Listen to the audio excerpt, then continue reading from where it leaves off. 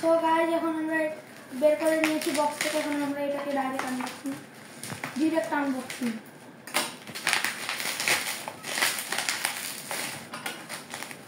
সাইজের একটা torch light 75 একটার সাথে পেয়েছি আমরা একটা রশি ফিতা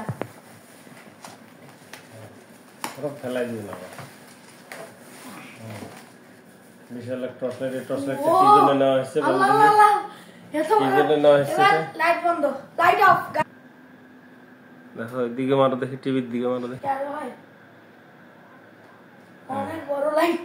এটা চার্জার পোর্টটা এটা নেওয়া হয়েছে কি জন্য সেটা বললো।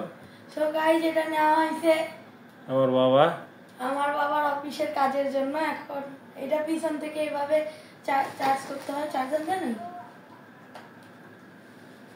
ও চার্জার ভিতরে না, চার্জার না, এটা ডাইরেক্ট কেবল আমি ভিতরে ঢুকাইছি।